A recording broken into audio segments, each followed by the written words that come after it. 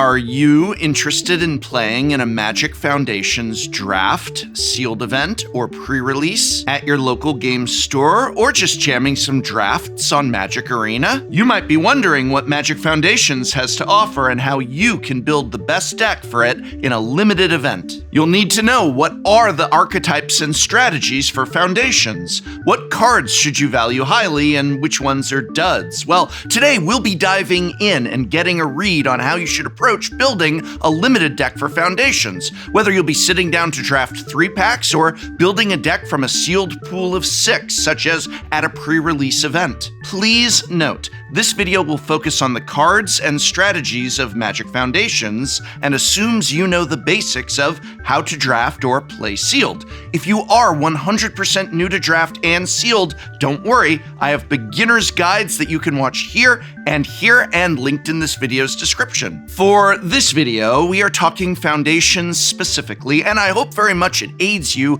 at your next event. Let's begin, shall we?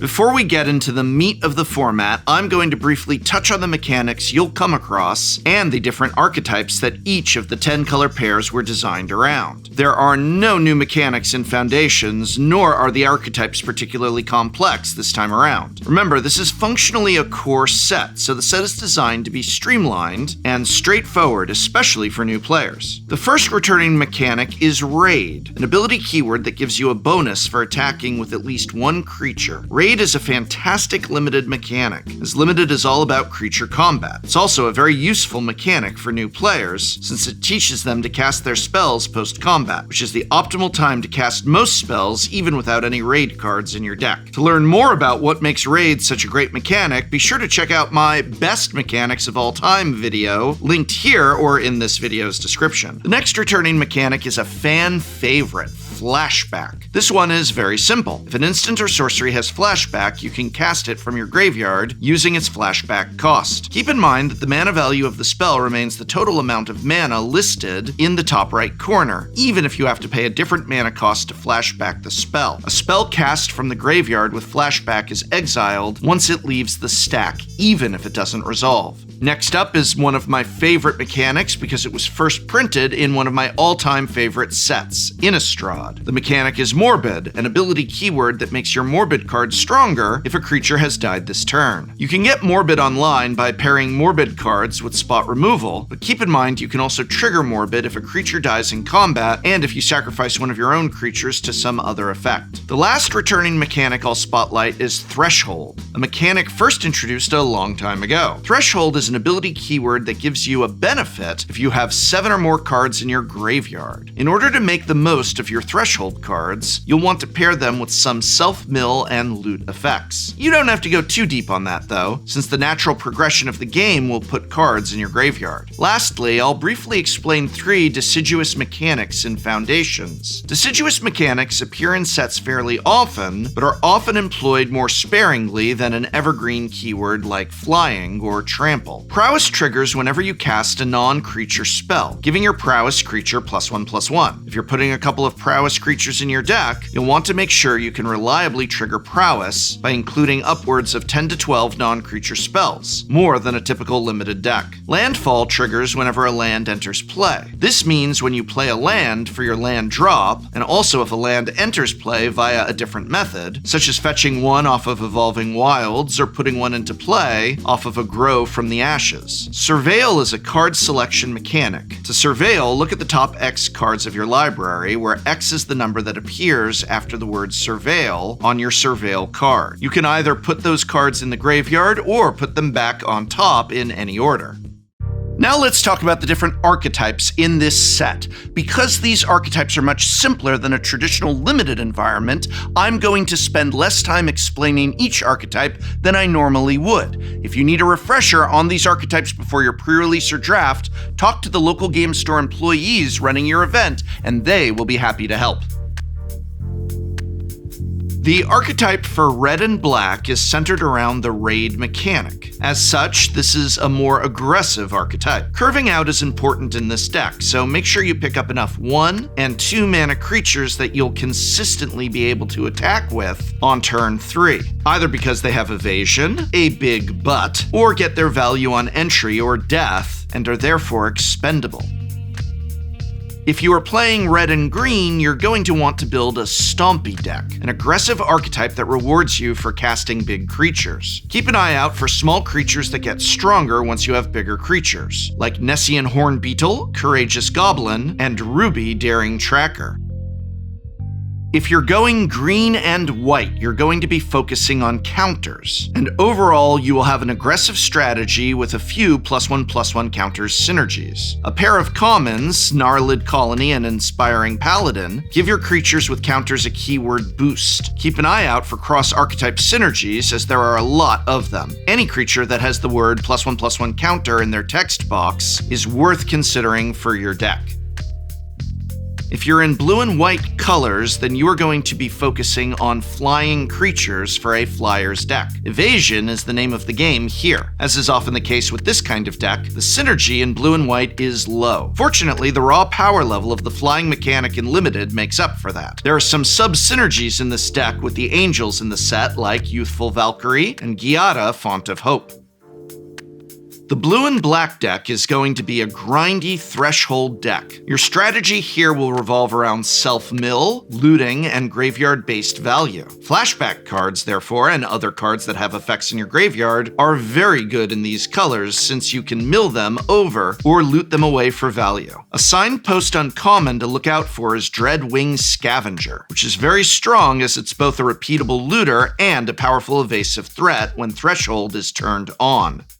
The black and green deck is a morbid mid-range deck. You should of course draft as much removal as you can get your hands on, as that's good in any limited deck, but especially in a morbid deck. Sacrifice outlets are one of the best ways to reliably trigger morbid. Reassembling Skeleton plus Vampire Gourmand is a great combination, since you get to repeatedly draw a card by sacrificing your skeleton over and over, all while chipping in for damage. The blue-green deck is, surprise, surprise, a ramp deck. This is actually the only good home for a lot of the slower ramp cards like Grow from the Ashes and Burnished Heart. Landfall is at its best in this deck, so try to pick up a copy or two of Grappling Kraken for some solidly reliable top end. Commander players will recognize Tetiova Benthic Druid going around the table. She is very good in this deck. Once again, our blue and red deck is, say it with me folks, spells. Is it? It is. Burst Lightning, Fleeting Distraction, Think Twice, and Thrill of Possibility are some amazing pickups at common. You should aim for 10 to 12 spells and 8 to 10 creatures, including spells that create creatures. Feybloom Trick is a great way to boost both your creature count, as is Dragon Fodder and Goblin Surprise.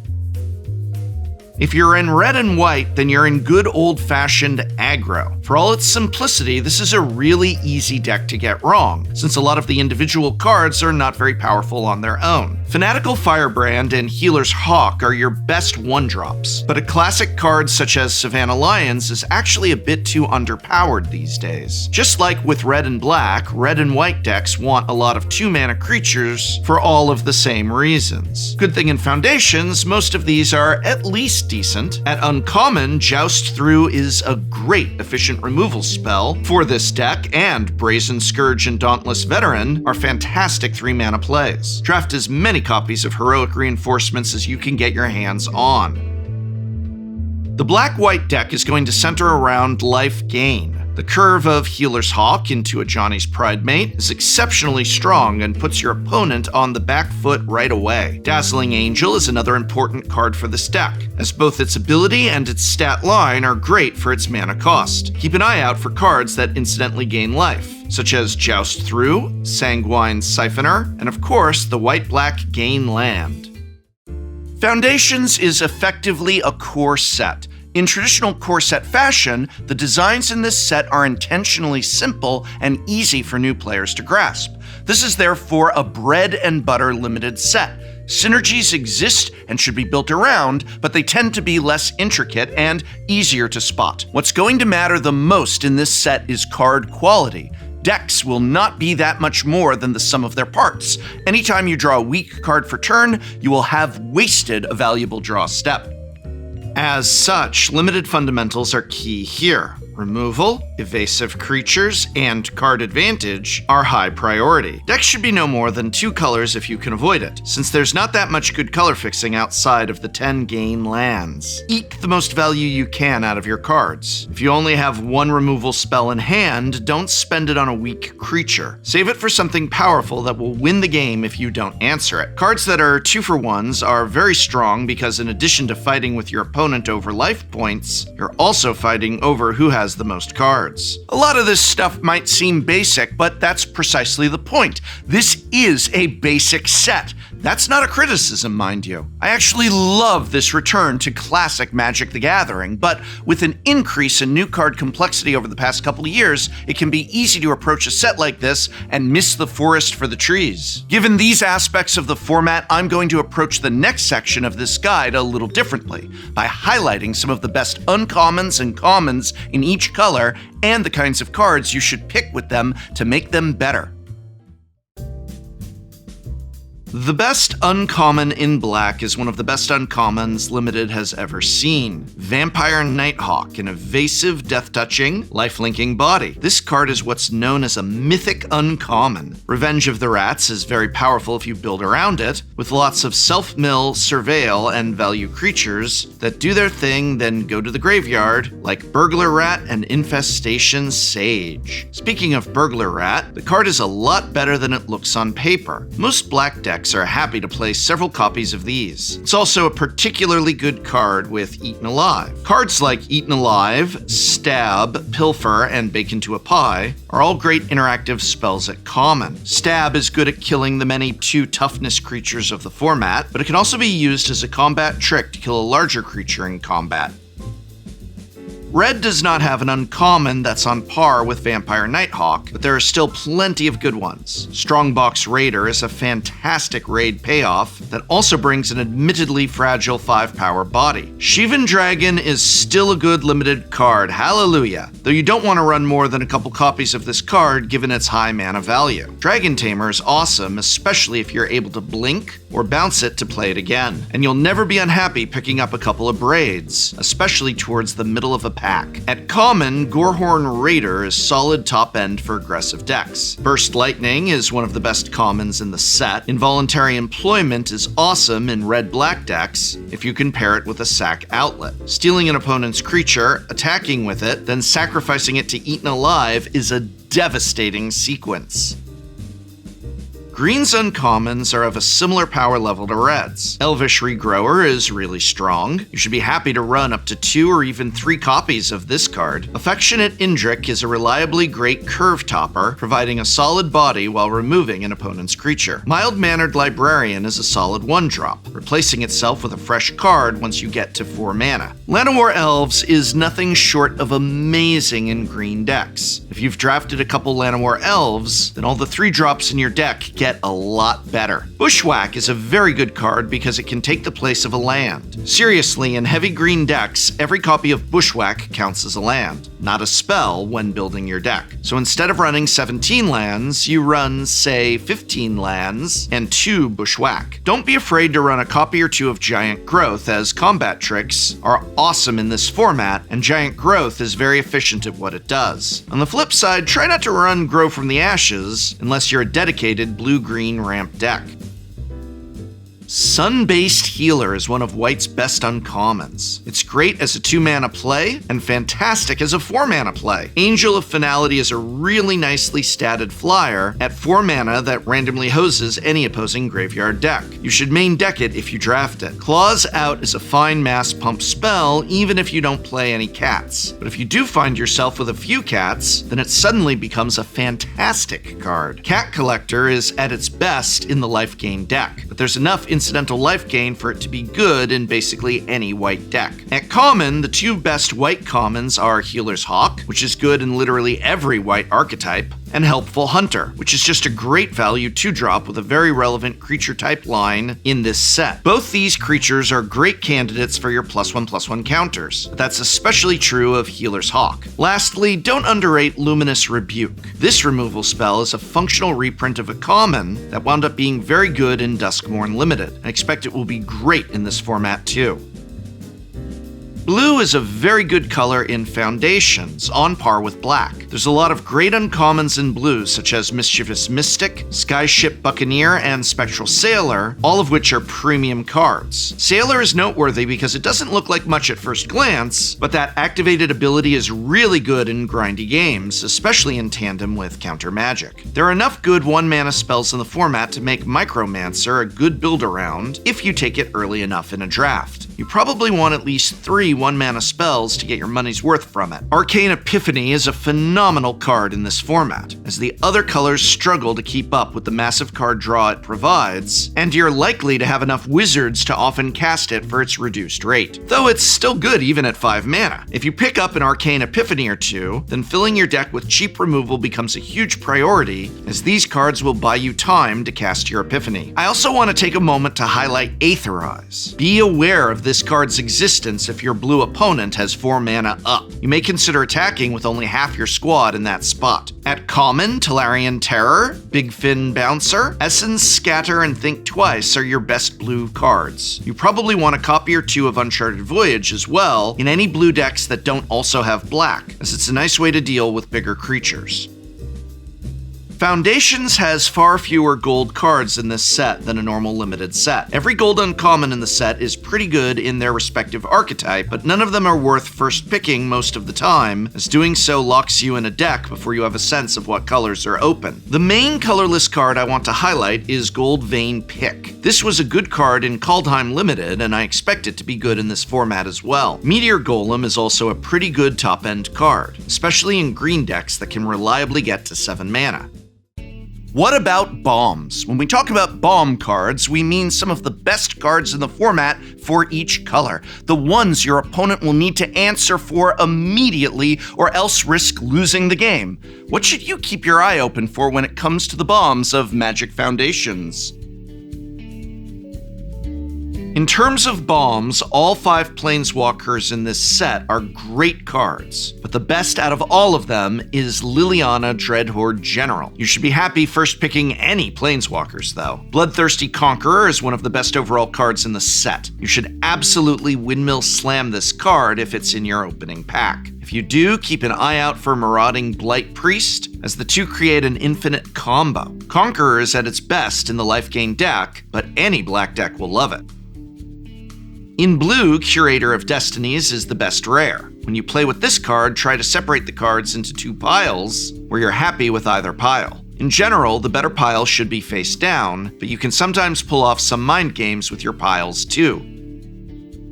For Foundations, most of the white rare cards are great, but the best white rare is Day of Judgment. If you first pick this card, you'll want to build your deck more controllingly, with lots of card draw and a few choice top-end finishers, like Serra Angel and Grappling Kraken. Rune Sealed Wall is also going to be a nice card in Day of Judgment decks. These same principles apply if you first pick Blasphemous Edict, by the way, as that's essentially another Wrath effect.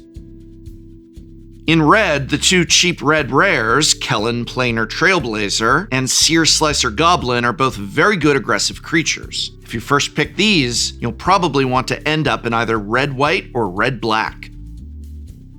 In green, Quilled Greatworm is a fantastic recursive top-end threat that gets value the turn it comes down, even without haste. 6 mana is a lot, but it's not too much in any green deck. Green-red and blue-green are both great at casting the Great Worm ahead of schedule, while green-black is very good at surviving long enough to cast this thing naturally. Green-white will have the hardest time casting the Great Worm, but also has access to the most +1/+1 counters to reliably cast this from the graveyard. Magic Foundations is quite possibly one of the best sets in years, a true return to classic Magic. Remember, if you or a friend needs a refresher on the very basics of how to draft or build a sealed deck, such as at a pre-release, I have new player guides for both of those videos here and here. And remember that you can't draft or play in a pre-release at Target or Walmart, and certainly not on Amazon. So whether you are buying booster packs or accessories, when it is possible, when it is reasonable to do so, try and spend that money where you spend time playing this great game, and that is at your local game store. You're supporting your Magic community when you do.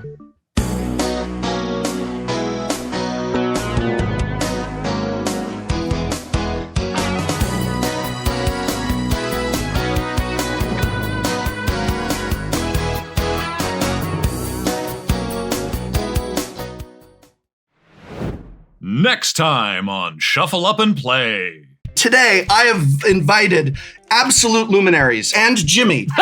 Yes! Because we are doing a Commander boxing game, drafting old Magic the Gathering booster boxes. Feel free to rip open your booster packs and what'd you get? What'd you get? Cyclone! Oh! On the first pack? Oh, come on! Profits no blockers. Wow. All All right, I go to 34. If I can find the thing on this It's a spin down, Prof. So many basics. You're basic. Kathleen. Oh, are you thinking about sacrificing something? Just to kill his looter. It's so rude of you. I know, love that's- your style. I'm so happy when I said yes to coming up here.